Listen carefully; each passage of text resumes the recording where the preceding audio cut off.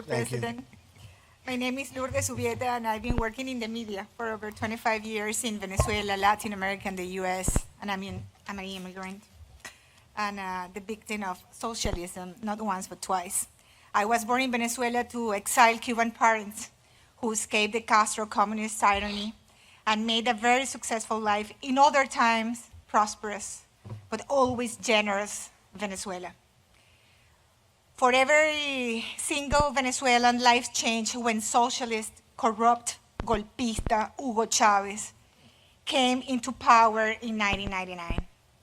After 2 decades of socialism in Venezuela, the country is destroyed. We are a poorer society with a failing purchasing power that limits the market for almost everything. 79.3% of Venezuelan families can't afford the basic food basket. Child mortality has dramatically increased.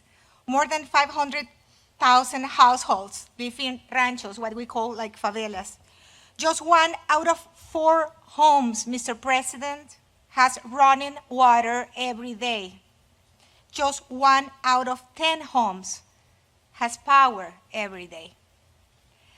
Out of 7.8 million children in the country, 40% report difficulties to attend school for problems with water supplies, blackout, no food at home, lack of transport, or lack of teachers. In conclusion, around half of the more vulnerable population can complete 12 years of school or graduate, which will help in some way to reduce the risk of remaining in poverty. We are 28.4 million people because about 5 million of us are abroad. Migration made us not only fewer, but older. We have more senior citizens, more fragile in terms of health and productivity. Our society is therefore less able to produce wealth and more in need of different ways of assistance. This is the reality, Mr. President, of 6 out of every 10 Venezuelan families.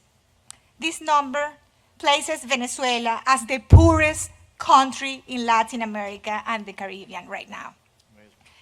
Chavismo destroyed the economy, our internal capacity to produce food and basic services. It ravaged the oil industry to the point that we can't even produce our own gasoline.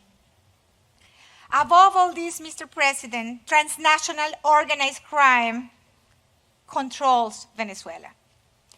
Drug cartels, Colombian guerrillas, international mobs, and Iranian-financed terrorists operate freely under the Chavista regime with the Cuban agenda.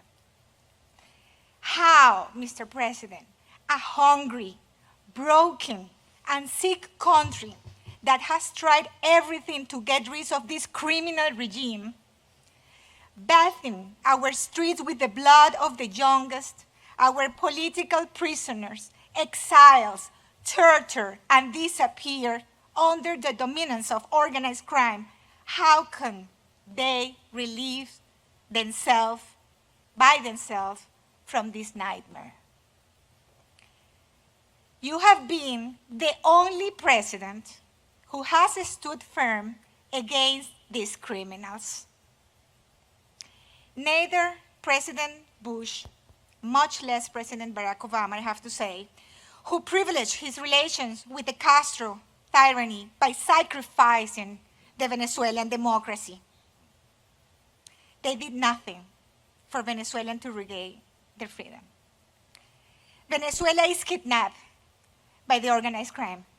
Your actions, President, are the only hope for Venezuelans who wake up every day, let me tell you. Every day they wake up looking at social networks to find out if there is a new measure by Donald Trump against that genocidal regime. Other than that, Mr. President, the greatest enemy of our Christian Jewish civilization is the Iranian regime. As you know, Mr. President, the Iranian regime is the main ally of the criminal regime in Venezuela. They are not longer in Asia. They are here, 2.5 hour flight from Miami. The Iranian regime has its base on criminal operations in Venezuela, and that represents an imminent danger to the security of the USA and all of us US citizens and Americans. Today, I ask you not to leave Venezuela. Each minute that passes is one of the greatest suffering for Venezuelans.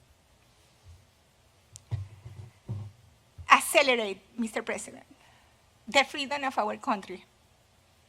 At this moment, only a leadership like yours can finally achieve the freedom of Venezuela. On behalf of the Venezuelans, my family and my own, thank you very much.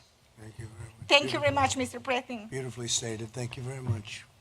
We're working very hard. You know that, okay? I know, Mr. Thank you President. very much. Thank you very much, and thank you very much, Mario. Congress Mario Diaz-Balart, he has been the best friend that we could have also the Venezuelan community. Thank you very much. Thank you. Thank you, very much. President. Great job.